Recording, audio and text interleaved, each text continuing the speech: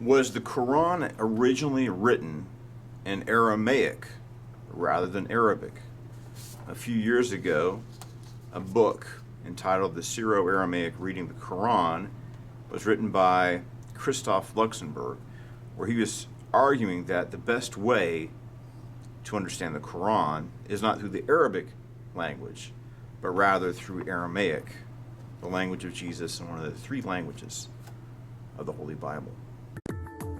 Jesus was an Aramaic-speaking Jew of the Middle East, and the Assyrians are Aramaic-speaking Christians in the Middle East who have endured persecution for over 1,000 years. Join Voice of the Word Aramaic Bible teacher, artist, and author Stephen Missick as he examines the Bible through the ancient languages, peoples, lands, cultures, and times in which it was first revealed. Research the Scriptures, rescue persecuted Christians, and restore the Church to its Semitic roots. And now, Voice of the Word. A few years ago, I heard about this book by Christoph Luxemburg, and that's an assumed name or a pseudonym, called The Syriac-Aramaic Reading of the Quran.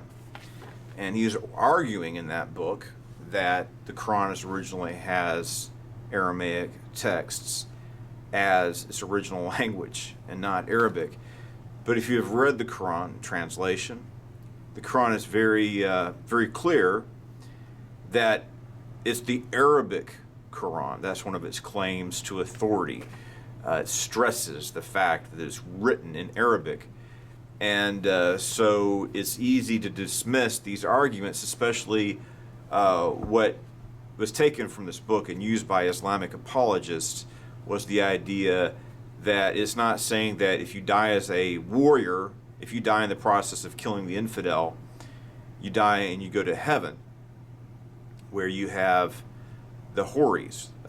You have 70. The Quran doesn't put a number on it. That's very interesting. When I was going to Iraq, we had this cultural awareness training, and this Muslim apologist was speaking to the soldiers, proselytizing them, really. And he says the Quran doesn't say that if you die in jihad that you earn the virgins. And it's like, well, wait a minute. I had a Quran and I read it that very day. It's like, what is he talking about? So what he said specifically is the Quran does not say that you get 70 virgins. So I looked it up in my Quran. It doesn't put a number on the virgin. It could be 7, it could be 12, it could be 70. I think those numbers come not from the Quran, but from the Hadith. The Hadith are the official biographies of the Prophet, like Bukhari. And for Muslims, they're as authoritative as the Quran itself, because the Quran says that Muhammad is the perfect example to follow for all Muslims. So therefore, you need to know about this person to follow his example, and you don't find the biographical information, not too much of it in the Quran itself, but rather in the Hadith. So Muslims are taking this argument from this people saying the Quran's written in Aramaic, where it says, oh, no, it's not virgins, it's raisins. You get raisins in heaven. And they'll use that for apologetic purposes. There's certain Muslim apologists who use deceptive techniques and tactics. Now they're getting exposed, and actually some Muslims are turning away from Islam because their imams lie to them and lie to people to get them to convert. So that's controversial, this idea that you get virgins to deflower in heaven. So they took this argument, even though no Muslim scholar is going to say that it's not virgins. They know it is, that it's this Aramaic word for raisins. So when I heard that argument, you realize Muslims do use that as a just deceptive tactic to say, oh, no, if you're offended by that, that doesn't mean what it says. It means raisins. But the official Islamic position is that these are indeed virgins, and they preach it. It's kind of shocking and offensive to non-Muslim Western Christians, but there are Muslim preachers who try to motivate and encourage young, impressionable Muslims to wage jihad, promising. There's even women who use that to entice young men to wage jihad. So be that as it may, when I heard this argument, I thought it was specious and absurd. because virgin means virgin. It doesn't mean raisin, and even if it does mean, that word means raisin in Aramaic, it's not. That's a different. It's a different language. They're both Semitic languages. They're closely related, but just take, an etymology could be different for a word in a different language. Like even in a Romance language, sometimes you have to look at that language to trace this etymology. So if you're looking into a Spanish word, you don't want to look into a Romanian etymology, even though they're both Semitic languages. Romanian evolved much differently than Spanish.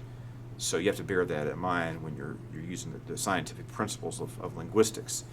So this is very interesting. There's an article in The Atlantic entitled "Why an ISIS Propagandist Abandoned Islam." This article is important for two reasons. Number one, there's this man who was a jihadist, and he learned Arabic, and while he's in prison, he's got a lot of time on his hands. And this deals with the question of Dhul Qarnayn. And this is Alexander the Great. Now, Muslim scholars would try to deny that it's Alexander the Great because we know from history, I think Alexander the Great is one of the most fascinating people from history, but he's not a Muslim. He's not a Muslim. He worshiped the Greek gods. He's very religious, very respectful of different religions. But he was a polytheist. But he's presented as like an Islamic prophet in chapter 18 of the Koran, Dhul Qarnayn. So a non-Muslim looking at this would say this Dhul Qarnayn person is obviously Alexander the Great, but he's presented as a Muslim. And so that shows that there's historically untrue information in the Quran. So Muslim scholars go, no, we don't know who this person is. Whoever Dhul Qarnayn is, it's not Alexander the Great. So what happened is, like I said, there's a whole genre of literature, Alexander romances. Okay, we know the historical information about Alexander the Great, but I mean, he really achieved a lot in his short life, and it's amazing, and it seems like it's legendary, even what he accomplished. I mean, actually going into India and creating this vast empire that changed history and prepared the historical context for the coming of Jesus. That's why the New Testament's written in Greek. It's because of the conquest of Alexander the Great. And of course the Romans came in afterwards and built on the achievements of the Greeks. So this is very important what Alexander did to, like I said, the historical context of the coming of Jesus. So what happened is this terrorist who's in prison, I believe in Australia, he traces down the source text of the story in Surah 18 of the Quran, the Aramaic version. So he learned Aramaic.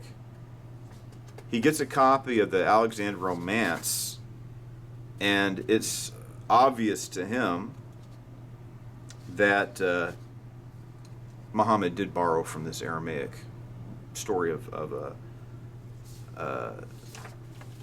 Alexander the Great.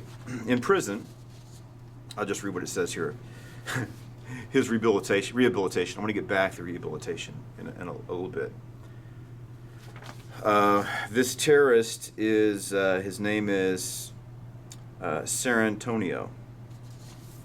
So he is a convert to Islam. His rehabilitation, which he narrated in detail, is as bizarre as his career as an ISIS propagandist that he was. Born in 1985 to a middle-class Italian-Australian family outside of Melbourne, Ser Antonio converted to Islam as a teenager. He showed an unusual inclination for linguistics and Islamic history, and within a few years, a Saudi-funded satellite TV channel, Akara, had hired him to preach on air.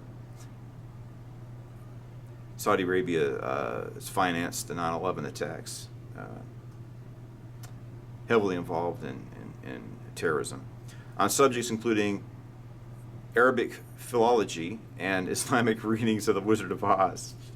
Eventually, his message grew too political, and the channel fired him. He said attempted to administrate a beating as part of his severance. When ISIS arose, the neo-fundamentalist autodidact, had both the knowledge and on-camera charisma necessary to influence thousands of fellow Muslims and help persuade many to migrate to Syria and Iraq in order to fight and die for the new caliphate. If you seek out English translations of early ISIS documents, you may find his handiwork. There is a wide appeal for Islamic extremism across the Islamic world, the Arabic world. I've been to Egypt, and I love Egypt. Last time I was there, it was very friendly, received by my Coptic Christian friends, even by Muslims. The fact of the matter is there's over a third of the population have beliefs that would be considered radical Islam. And the Muslim Brotherhood, which birthed Al-Qaeda, came from Egypt. And the government of Egypt's been battling against radical Islam in Egypt for decades. They're so powerful that they took over the government under Morsi. And before that, they assassinated Anwar Sadat for making a peace treaty with Israel. So it says, in prison he began to study the Quran in greater detail, focused on the aspects that puzzled him the most. Among these was a figure called Dhul Qarnayn, the two-horned one, that derives from how Alexander was depicted wearing a crown with horns on it, or helmet. Among these is the figure Dhul Qarnayn, the two-horned one, which appears in the Quran's 18th chapter and is believed by many to refer to Alexander the Great. Sir Antonio did not see a resemblance between Dhul Qarnayn and the Alexander of history, but he noted the similarities between Dhul Qarnayn and a heavily fabulized version of Alexander's story written in Aramaic. He considered that the Aramaic version may have plagiarized the Quran, but after acquiring a copy of the Aramaic and translating it for himself, he determined the reverse was more likely. I always knew that being proficient in Aramaic would one day would prove useful. When he was a radical Muslim, he learned Arabic, he also learned Aramaic, which are similar. Hebrew, Arabic, and Aramaic are all similar languages, the same way Italian and Spanish and Portuguese are similar. Realizing that Dhul Qarnayn was not at all a real person, but was rather based on a fictional account of Alexander the Great, instantly left me with only one possible conclusion. The Quran was not divinely inspired, he wrote. It had taken Alexander the Great fan fiction as fact. Of course, I would have preferred it to have discovered all that 17 years ago and avoided so much trouble. He has therefore abandoned not only ISIS, but Islam and religion as a whole. He is now an atheist and admires the God delusion author Richard Dawkins. And this is a problem that's facing the Muslim world. I was thinking about doing some videos to talk about it earlier.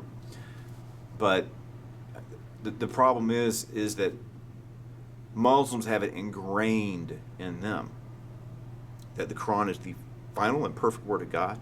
Muhammad is the ultimate prophet. So what happens, that means that in time past, they used to call Islam Mohammedanism. But now it's like, it's not called, the Muslims call it Islam, so that's what we're going to call it. But it's actually a appropriate name for the religion, Mohammedanism. That's what it is. And they would deny it, but they idolize Muhammad and the Quran. That is their perception of God. So that's why for most Muslims, if the Quran isn't true, and if Muhammad isn't the final prophet, then because it's like, well, Christianity is wrong, Judaism is wrong, polytheism is wrong. There's no other alternative, no logical alternative for them intellectually. It's all or nothing. So that's why we see, in a way, when Muslims, it's sad, but it's true, become disaffected by Islam, they become atheists or agnostic or non-religious. So Islamic extremism is kind of creating irreligiosity. We had Zawahiri die. This is the number 2 man in Al-Qaeda, and he was just assassinated the day before I recorded this. Not assassinated, he was taken out. He's met justice by an American drone, wiped him out. And I'm glad that, I don't want to gloat or glorify in death of anybody, but this man was a mass murderer, so he's brought to justice. So I support his, It'd be good if we could have arrested him and tried him, but since he's so dangerous, he's out there plotting the killing of innocent people. This is probably the best way to take out a dangerous person like him, have a drone attack, or the military taking this man out. But someone was writing an article, or no, I think it's something on Fox saying that someone's going to take his place. That's probably true, and that they're going to be somebody more violent. But that could be true. But I think we've gotten to a point where the excessive violence of ISIS is actually shocking and offending Muslims and turning them away from Islam. So these people, these extremists and terrorists like ISIS, which just does grotesque torturing and killing, are actually hurting Islam. But something else to bear in mind is that when we see these grotesque things that ISIS is doing, we see it on, they're videoing it, they're putting it on YouTube and other videos around the whole world, streaming executions, mass killings. But this has been going on since the dawn of Islam, every 50 to 100 years. Like, I've read books about the Armenian genocide. And actually, the things that the Muslims were doing, the Turks and the Kurds, doing to Syrian Christians and Armenians and Greeks, it was just so shocking. So I read this book, and it's like, I couldn't even believe it. I said, well, surely maybe they're exaggerating. Maybe you're talking about, like, people going into a Christian village, and there's the ground is soaked with blood. Just grotesque things they did, and slaughtering people. But they did the same thing in 2016, 17, 18 with ISIS. And this time we saw it. And this isn't just reports getting out. I mean, they were proud of what they're doing. They're streaming it on video in front of the whole world. So, an interesting thing about this is a very interesting little article. The other point I want to make about this is I remember when Bo Bergdahl, he was an American soldier, and he defected to the Taliban, to Al-Qaeda in Afghanistan. Apparently, not only did he go and join Al-Qaeda, he trained Al-Qaeda in troop movement procedures so they could better target and kill Americans. This man is a out-and-out traitor, and yet Obama traded this person. I mean, no one made him join Bo Bergdahl. Nobody made him join Al-Qaeda. He did that of his own volition. So as far as I was concerned, it's like, let him keep him. But Obama traded him for like 5 of the most dangerous terrorists that were in Guantanamo Bay. And these people went around the world. They should have sent these people to The Hague to stand. If Obama didn't want to keep them in Guantanamo Bay, they could have gone before the World Court to be tried for their crimes. Instead, he released them. And what Saudi Arabia does and some of these other extremist Muslim states is they say, they take these terrorists and they say they rehabilitate them. They've really done no such thing. And as this article talks about, it's a joke. They just go through this pretense so they could hold them for a few months and then release them out so they can continue to wage jihad. And that was the assurance. It's like, don't worry about these dangerous terrorists that we traded Bo Bergdahl for. They're going to stay in Saudi Arabia or Qatar. And of course, they were in the battlefield killing. Not just, they kill a lot of Syrian Christians, but these ISIS people are killing moderate Muslims. It's horrible. So that's something to bear in mind, is this so-called rehabilitation is a joke. It's a joke. They're not really. It's just a way for them to, we rehabilitated these people. So you have an Islamic extremist state like Saudi Arabia with Sharia law, and you send terrorists there. It'd be better to keep these people in Guantanamo Bay.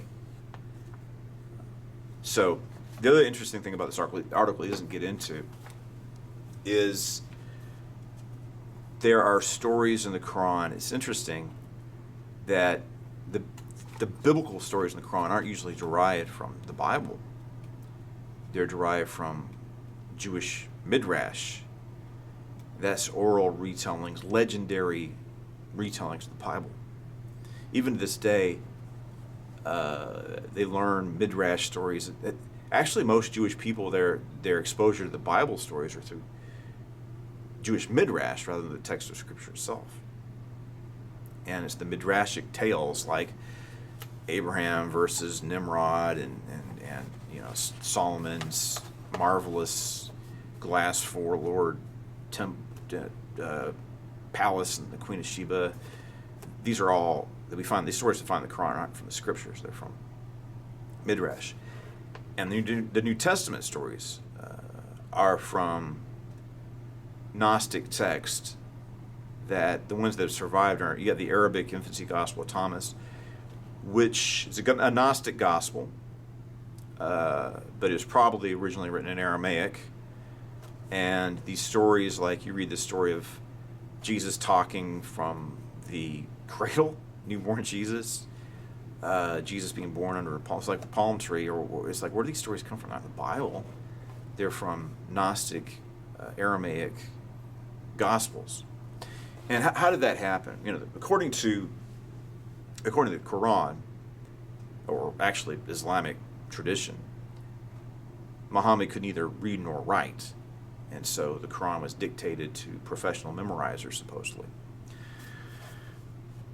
But what we've learned recently is there's a process of the Quran evolving to the form which we have it today.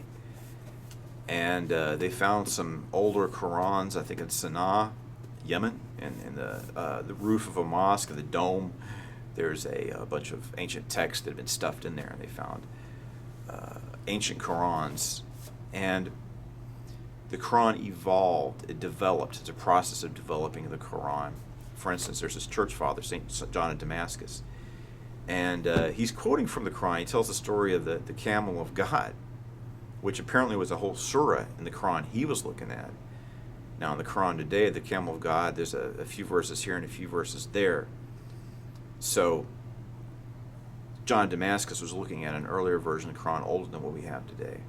The Quran has developed and altered over the centuries. And this is very interesting. Hatun Tash.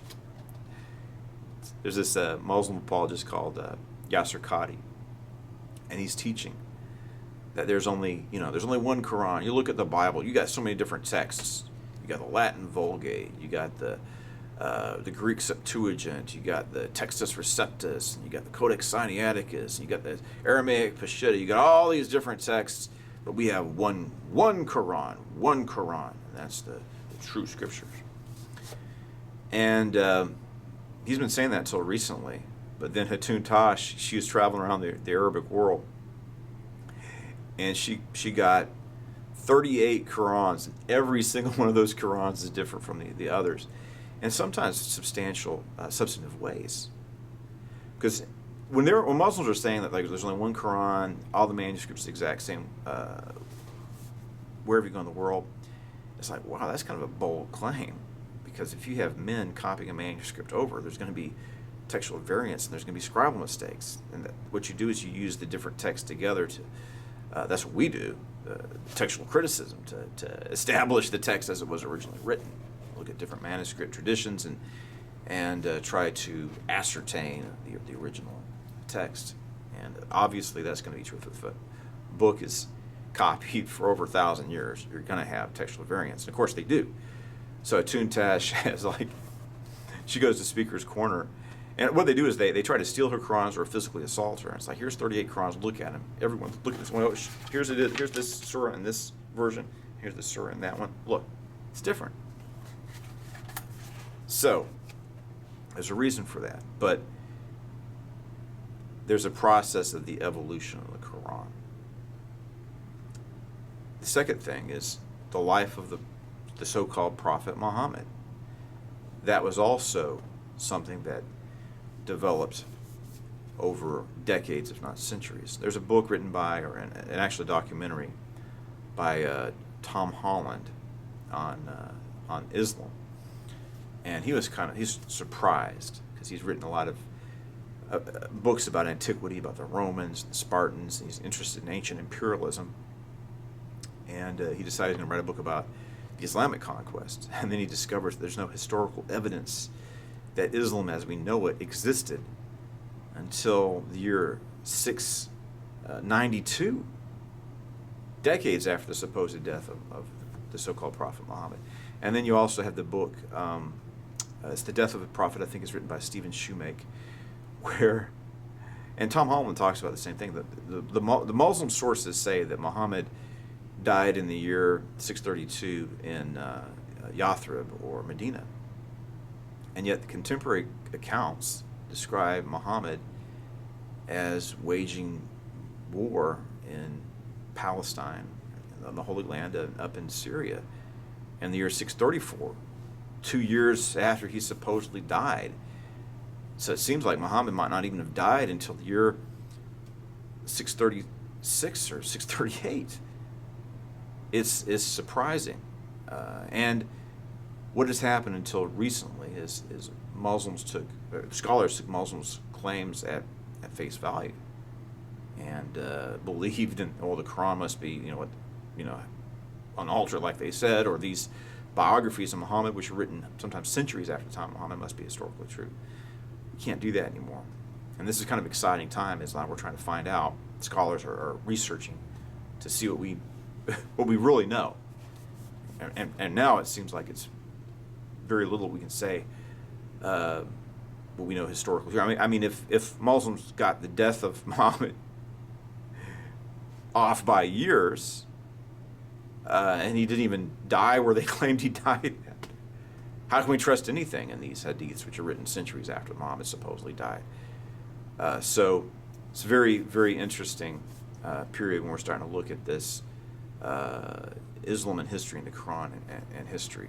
But it does seem that Aramaic texts, Aramaic Gnostic Gospels, Aramaic biographies of Alexander the Great and other legends were sources used to create the Quran when the Quran was coming together and developing. So one thing I want to mention in passing is like, okay, if Muhammad didn't write this or compose this Quran, well, who did? And there might be a good reason why Gnostic Gospels and Jewish Midrash are in their sources for the Quran. It could be that Shoemake makes this claim that what Muhammad really was someone who was like trying to unify the different religions, and he wasn't making these militant claims. He's trying to unite Christianity and Judaism. So these disaffected groups, you have the Eastern Roman Empire, the Byzantine Empire, and marginalized communities like Jews and Gnostics might have been attracted to Muhammad if he's trying to come up with a a system to unite these disparate groups. They might have been attracted to that. So it could have been that these sources were used by the earlier followers of Muhammad and led to their literary input into the Quran as we know it today. But it seems like once the Arab Empire, around the year 692, they identified, at that time they finally identified themselves as Muslim, and they started to formulate the Quran and the lives of Muhammad to serve the interests of their empire. So, as part of that creation of the Quran, it is true, even though the Quran is written in Arabic, that there are these Aramaic source texts, like the Alexander Romance, the Infancy Gospels in Syriac, and other Syriac Gnostic Gospels written in Aramaic, led to the creation of the Quran as we know it. I wanted to make a few additional comments about the Aramaic origin of the Quran. And something I think that's very important is looking at the sources of the Quran. So we see it in the Aramaic Romance of Alexander the Great. We also see it in the Infancy Gospel of Thomas and the Syriac Infancy Gospel, which is quoted from in the Quran. It's one of the sources of the Quran, these Gnostic, Syriac, Aramaic Gnostic texts. So we need to have a critical edition of the Quran. Now, of course, it's the Islamic Holy Scriptures, so-called Holy Scriptures, and of course, most Qurans are going to be translated by Muslims, but we need a critical Quran. Now, Robert Spencer's just published one, but I think his focus is on looking at the context of what the Quran says, going through Islamic authoritative sources like Bukhari. We do have another version of the Quran by Bill Warner. There's a simple Quran and an abridged Quran. And I believe that with the importance of Islam, even though now there are millions of Muslims leaving Islam, it's still a potent force in the world today, and there's still going to be Islamic terrorist attacks, and Christian leadership needs to be informed and educated on these things. So you need to have a basic understanding of the Quran. So Bill Warner is very good in his work, and his Quran, especially an abridged Quran, where he puts the surahs in chronological order. Because basically, the way Qurans are translated now, you have, or the way it's arranged, you have the longest chapter in the front, the shortest chapter, basically the shortest chapter in the back. There's two Qurans. There's a Quran of Mecca, where he is more tolerant, and then there's the Quran of Medina, where he is more belligerent. Now, the shocking thing is, if you read it, his more tolerant area is pretty belligerent too. A lot of preaching about hellfire and destruction and judgment. Look, Jesus talked more in the Bible. Jesus talked more about hell than anyone else, and judgment. But he also talked about mercy, love, and compassion. It was balanced. So you read the Quran, it seems to be a very angry book. So I'd recommend Bill Warner's versions of the Quran. I think he has an Institute for the Study of Political Islam, just very good in its information. So we have Robert Spencer's Quran. I also want to mention that, especially older editions, N.J. Dawood, who is an Iraqi Jew, translated an accessible version of the Quran as well. He also translated the Arabian Nights. So that's a decent translation and readable, because that's the thing with the Quran, is it's very difficult to read. So the next thing I want to talk about in conclusion, which I think is very interesting, is I mentioned Yasser Qadi recently, and you have the issue of the evolution of the Quran, how it was composed over centuries, and Muslims make these bold claims that there's only one Quran, it's never been changed. But even in their own history, they admit that there's been alterations in the Quran, and the Hadith says that as well. And you have the Caliph Omar, who supposedly collected all the Qurans around the world, burned them to produce an authoritative Quran. But like I said, if you have scribes copying by hand, you are going to have the development of textual variants. So, I mean, you can collect and burn all you want. And this is very interesting. The standard Quran used today was only assembled or put out there in like 1925. But see, that's important of the age of information and educating people about these things, and Hatun Tash's work. So let's go back to Yasser Qadi. He's from Houston. He's a Pakistani Muslim, and his family worked in Saudi Arabia. So he's multilingual. I'm sure he speaks English. American English is his first language, but he also speaks, I don't know what Pakistani language he speaks, probably Urdu. But then he went to Saudi Arabia as a child and learned Gulf Arabic and Quranic Arabic. That's the thing to understand that a lot of people don't, is that the Arabic language has evolved over the centuries, where no one speaks Quranic Arabic. Arabic has evolved to different dialects that, if it wasn't for the elevation of Arabic as a divine language, these would probably be considered different languages, because you can take an Arab from Morocco and put him in Kuwait, and they can't understand each other. The Arabic has evolved so differently in these different areas that it's not mutually understandable.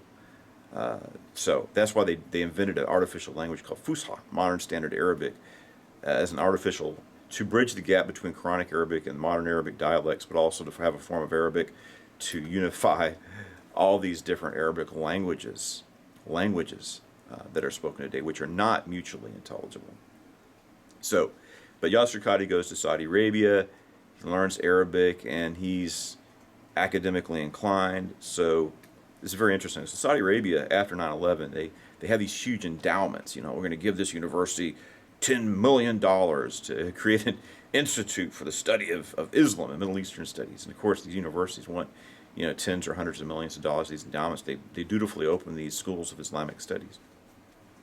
But what happens is you have non-Muslim academics who ask pertinent questions. How did the Quran come into the form in which we know it today? What do we really know about the life of Muhammad? Very little. And like I said, until recently, historians took the Islamic sources at face value, but we're only beginning now to reconstruct the life of Muhammad. We might know actually very, very little about him. The thing is, it's like, why is there a reason that the caliphs might have had for inventing some of these aspects of Muhammad's life? Certain things, you have the criterion of embarrassment. So you have this period, the so-called satanic verses, where Muhammad allowed certain goddesses to be worshipped. So why would a caliph or the Muslim tradition invent a legend like that? Maybe they didn't. Maybe that is something Muhammad actually did. But these questions haven't really been explored until recently, and it's really good to see the work of Tom Holland and his film. I think it aired on BBC once, but it should be on YouTube. But the Muslim community is outraged by it. He's not trying to create outrage or offense. He's just a serious historian, and he in the documentary he says, and I'm doing a series on archaeological proofs of the evidence, but it's disputed, and so Tom Holland says, I haven't seen indisputable historical evidence of the Exodus, so therefore I dismiss it as mere legend. I disagree with him, but that's his position as a historian. So he looks at the Quran, and he sees that there's no primary historical sources, that the Arab Empire didn't even promote Islam until the year 692, when we start seeing these stories and Islam as we know it begin to develop. That's his position. So I recommend watching that documentary if you're interested in these issues. So what happens is Yasser Qadi, he's a true believer. In fact, earlier in his career, he's associating with dangerous extremist groups, and he's probably like a jihadi in waiting. But I believe went to Yale, one of these Saudi Arabian endowments, and then his faith was shaken because scholars are just looking at the information and seeing where the evidence goes, and he finds out that the Quran has not been perfectly preserved. There are sources, these Aramaic sources of the Quran, and other sources as well. The life of Muhammad isn't something that's recorded in the full light of history. There's a lot of questions about what really happened and how we can know it. So he's had to moderate his position, at least on various issues, at least to a certain extent. So education is actually creating doubt and causing some Muslims to question their beliefs and some of these extraordinary claims that they make. I mean, we've never, as Christians, we believe, especially my background, in inerrancy, the divine inspiration of scriptures. But the church has always acknowledged the textual traditions. And some of the early church fathers were Bible scholars looking at the different, trying to reconstruct Origin of Alexandria, creating the hexapla, looking at 6 different manuscripts tradition of the Old Testament. So this is something we've dealt with openly and honestly.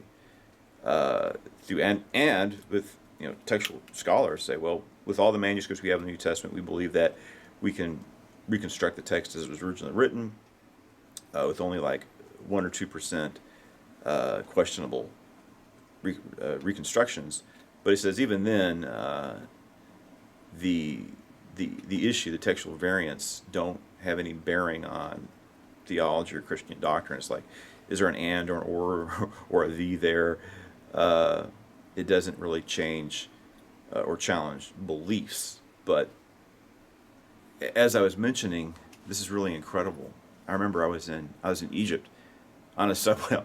I'll never forget this. And I thought this was a red-headed man. He's sitting there. He's intently reading. There are blonde and red-headed Egyptians. Most people, of course, dark-complected, but even Pharaoh Ramses was redhead. But so I saw this person, and he had red hair, so I figured that he was a foreign traveler like me, and I looked at him again, and I realized he was native Egyptian. So he's he's reading the Quran very, very, very seriously, very intently. And I was thinking about it. It's like, unless he's learned Quranic Arabic, he doesn't understand what he's reading. But they believe there's a blessing. This is incredible. But you have like Pakistani Muslims who don't know Arabic at all, who have memorized the entire Quran in Arabic. And most Muslims today, I mean, most Arab speaking, unless they've gone to a school to study Quranic Arabic, they can't understand the Quran. And in fact, it sounds kind of, to their ear, it sounds laudy and eloquent. They don't understand what it means. Sophisticated language because it's so old. But what that means, though, is that the imams and the sheikhs, they have this power where they understand the Quran and they can hold this power to themselves and explain. It gives them control over Muslims' understanding. And you know, like another thing that we've done, at least since actually before the Reformation, but especially after the Reformation, we translate the Bible into vernacular languages. So, you know, Martin Luther, one of the first things he did, translated the Bible into German, in a form of German everybody can understand. We don't have that in the Quran. They say that the Quran is untranslatable. And these translations they call explanations. It's absurd. It's like, okay, so the Quran's untranslatable, but I can translate Plato, I can translate the Bible. What is it? What's so obscure about the Quran that it can't be translated? Of course, it can be translated. These things they call explanations are translations. The question is how accurate a translation are they? Because they can. The ignorance for them is a shield, and it's a benefit to them that the Quran is in a language that people don't understand anymore, and they can keep it obscure that way. And like as I mentioned earlier in this program, Muslims don't hesitate to use deceitful tactics to gain converts, because traditionally once you're in Islam, you're in. You can't get out, because the penalty for leaving Islam is death, traditionally. But now things are happening. Well, what are they going to do when you have millions or tens of millions of Muslims leaving their religion? They're going to kill everybody? They're going to kill millions of people? But this is about the truth, right? The truth. And Jesus said, you shall know the truth, and the truth shall set you free. And we should be people of the truth. And this is important. You know, these Muslims saying, this book we have, this is the final, perfect, authoritative, unquestionable Word of God. It's the final word, and all other words that are spoken before are canceled out by this. It's like, oh, okay, really? Wow. That's. When you read it, it's not very impressive. And then there's all these questions that they don't want to ask, and they don't want to have to explain. But there's no escaping it now. And I think it's ironic, you know. It's like people are getting kind of disturbed, you know, because Muslims are going to build a mosque over Ground Zero, and they do it. And Barack Obama applauds them as they do it, kind of in your face. We're going to grind your face in it. And then, you know, people get disturbed. It's like, wow, you're like buying out Harvard and Yale, have these huge Middle Eastern studies department. But then, in the end, it works against them, because these professors here are studying Islam, we're studying the Quran, we're studying the life of Muhammad. You know, what is this? If this is an institute of academic research, then questions are going to have to be raised, and questions are going to have to be answered or explored.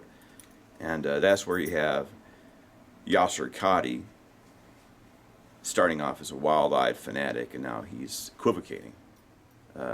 And someone straight up, this radical extremist thing is called Muhammad Hijab, very dangerous person. He should be arrested.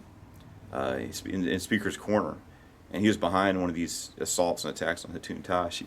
Because he was shocked. You know, he believed it. They told him there's only one Quran, and the Quran's the same wherever you go. And Hatun Tash brings a pile of 38 Qurans. Everyone's different from the other. And that caused Muhammad Hijab to have a crisis of faith. So he confronts Yasser Qadi. Well, what's the answer to this? I'll give you a blank book. I want you to write out the Quran. What are you going to do? And like I said, Yasser Qadi has to equivocate, because he realizes that you can't do it.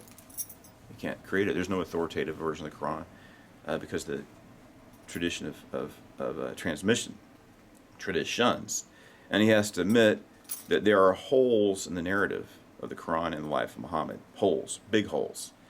But to me, as a believer and a follower of Jesus of Nazareth, there's a better way. And no matter what, you can argue theology, and I believe in theology. I believe Jesus Christ, the Son of God, God incarnate, died on the cross, rose again, victorious over death, hell, and the grave. We've got our scriptures that provide us a pattern of life. But just the moral example and the moral teachings of Jesus is better than anything else that I've seen out there. And for many reasons, and on top of that, I adhere to life and teachings of Jesus of Nazareth and his disciples. Research, rescue, and restore.